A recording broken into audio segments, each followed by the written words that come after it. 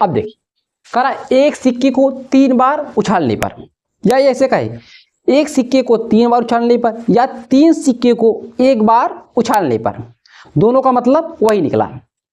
अगर हम एक सिक्के को 3 बार उछालें या 3 सिक्के को 1 बार उछालें तो कुल कितनी संभावनाएं बनेंगी। देखो संभावना कैसे बनेगी, प्रदत्त समष्टि हमें कैसे लिखना है। अब देखो इसे आप लोग बनाना सीखेगा जो हम यहाँ पर बताने जा रहे हैं। कितने सिक्के हैं,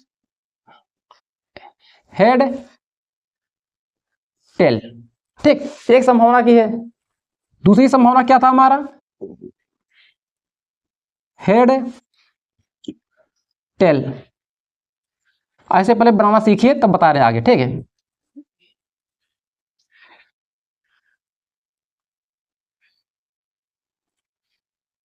head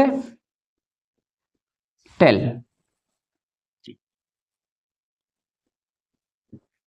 head tail, head tell. आप लोग हमारे साथ बनाते चलिए, ठीक है। हेड टेल,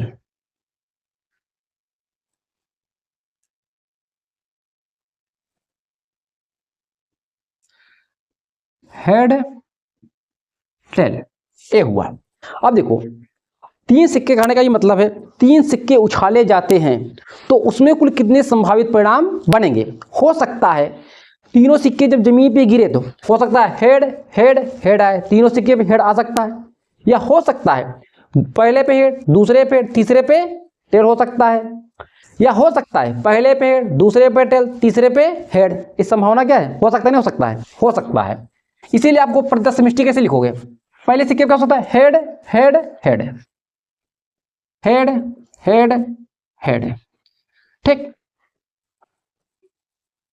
थोड़ा बड़ा लिखते हैं, हेड हेड हेड, ये पहला संभावना। दूसरा संभावना क्या होगा, दे ऐसे लिखिएगा, हेड हेड टेल,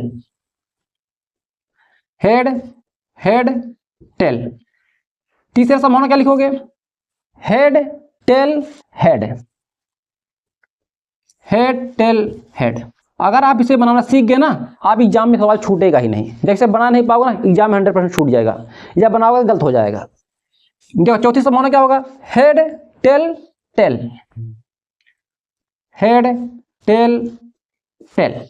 देखो इस सिक्के से खत्म, अब इससे बनाओ। या हो सकता है हेड टेल आए हेड आए हेड आए, पहले सिक्के पे टेल दूसरे पे हेड, फिर हेड आए, क्या आए, हेड आए। अब देखो tail head tail, tail head tail, या हो सकता है tail tail head, tail tail head, या हो सकता है टेल टेल टेल। तीनों क्या आ जाए, टेल आ सकता है, एक आ सकता है। समझ में आया। इसका ये मतलब सिक्का जब 3 सिक्के को उछालेंगे, तीनों जब 3 सिक्के को उछालेंगे एक बार में जमीन पे गिरेंगे तो हो सकता है तीनों पे हेड आ जाए, या हो सकता है 2 पे हेड तीसरे पे टेल, हो सकता है पहले पे हेड दूसरे पे टेल फिर तीसरे पे हेड, या ये भी हो सकता है पहले पे दूसरे पे टेल तीसरे पे टेल। इसी प्रकार से ये भी होने की संभावना है। आपसे कुल परिणाम कितने आए, कुल परिणाम NH बराबर 1 2 3 4 5 6 7 8, कुल परिणाम कितने आए, 8 आए। अब देखिए इसमें हम घटना बनाते हैं। घटना हमारी क्या है, तीनों शीर्ष ऊपर आने की घटना। तीनों, एक सेकंड, हाँ ठीक, तीनों शीर्ष ऊपर आने की घटना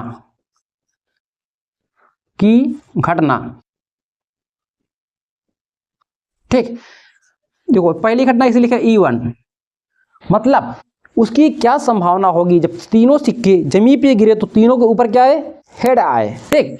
ऐसी कितनी संभावनाएं बनेगी, सिर्फ ऐसी एक संभावना बनेगी। देखो head head head, head head head, इससे ज्यादा संभावना कुछ नहीं बनेगी। देखो इसमें हेड 2 हेड आए, एक टेल आ गया, टेल आ गया, इसमें भी टेल, इसमें भी tail, tail tail tail tell.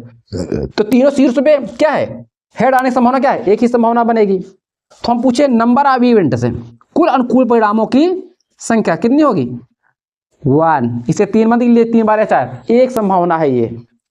इसका दूसरा घटना पूछे तीनों पट ऊपर आने की घटना, ठीक है, तीनों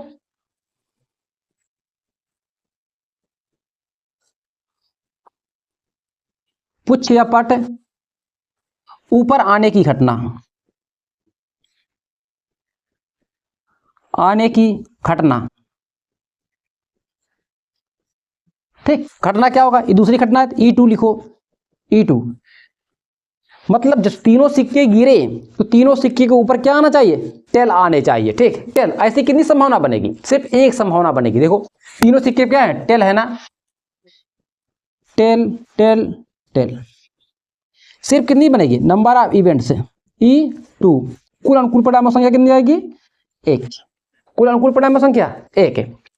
देखो सिर्फ एक ही ऐसा है, देखो इसमें नहीं है, इसमें तीनों क्या है, हेड है, इसमें भी हेड आ गया, हेड आ गया, हेड हेड हेड हेड, सभी में हेड है ना, इसीलिए क्या बनेगी, एक संभावना बनेगी।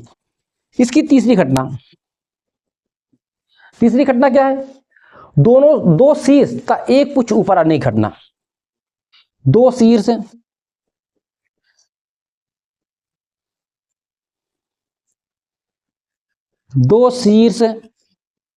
तथा एक पुच्छ, दो शीर्ष तथा एक पुच्छ ऊपर आने की घटना, ऊपर आने की घटना।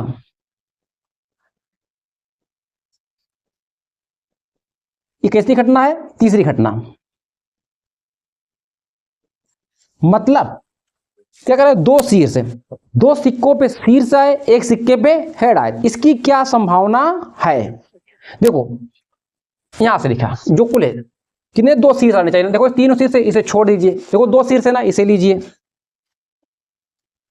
हेड हेड टेल, एक संभावना।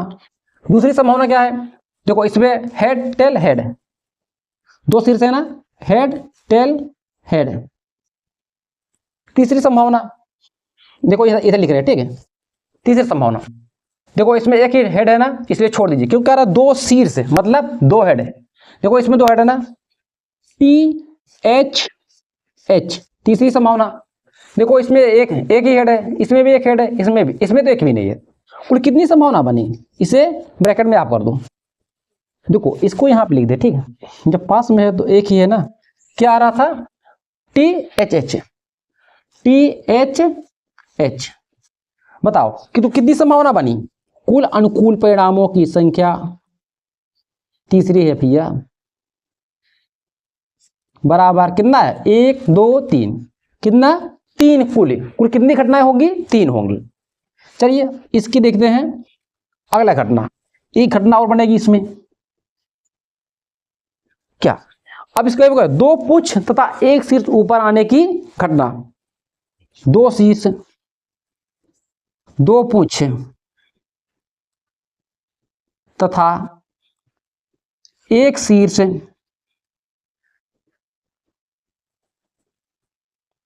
ऊपर आने की